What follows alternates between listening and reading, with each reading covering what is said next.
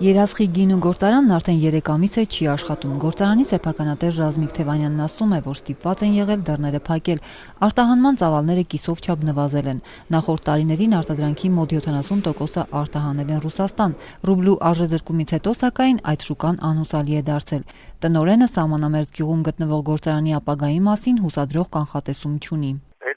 Կառավարությունից է կախված կուզի Երասխի գինու գործարանը աշխատի թե չէ։ Գործարանի սեփականատերը մատնանշում է առևտրային բանկերից վարկեր ստանալու դժվարություններն ու բարձր դրույքաչափերը 14-ից 16%։ Ժամանակին, ասում է, վարկեր էին տալիս միայն դոլարով, կրկնապատկելով արտադրողի վնասները։ Հիմա, սակայն, բանկերը հրաժարվում են անգամ դոլարով վարկեր տալ։ Արտադրողը կառավարությունից է ծրագիր ակնկալում ճգնաժամից դուրս գալու համար։ Ասում է, Սահմանամերձ գյուղում աշխատատեղերի հնարավոր կրճատումը նաև իշխանավորի մտահոգությունը պետք է լինի։ Սուբսիդիաներ են տալի, ոչ թե սալյարկին ու չգիտեմ պարատանյութի սուբսիդիա տան, այդ սուբսիդիան ընդեղ տալու փոխարեն թոտան վարկավորման համար վերամշակող գործարանների։ Հայաստանում գործում է գինու եւ կոնյակի 55 գործարան, որոնցից 17-ը փոքր ու միջին ծավալների։ Գինեգործների միության նախագահ Ավագ Հարությունյանը, ով նաեւ փոքր արտադրություն ունի, կանխատեսում է, առաջիկայում փակվող գործարանների թիվը կավելանա, սակայն սրանից ըստ նրա չի տուժի խաղող աճեցնող գյուղացին։ Նկատի ունենալով, որ խաղողի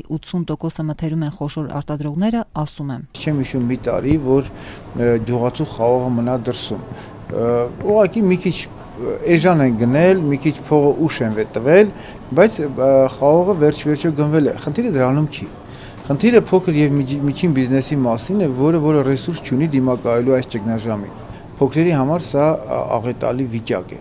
Եթե խոշորներն այսօր շարունակում են վնասներով կամ զրոյական օգուտներով Ռուսաստան արտահանել արտադրանքը, ապա փոքր եւ միջին արտադրողները դուրս են մղվում շուկայից։ Այստեղ ուղղակի հարկերը վճարում ես այնքան, որքան վճարել էի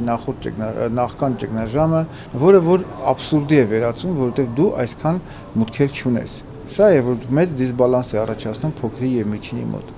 Գինեգործների միության նախագահն ասում է, որ դիմել են կառավարություն այս տարեվերջին փոքր եւ միջին գինեգործների համար արտոնյալ վարկեր ստանալու խնդրանքով։ Հիմա կառավարության հետ սա ենք քննարկում։ Թե ինչքանով կառավարությանը կհաջողվի հայթայթել միջոցներ, ես չգիտեմ։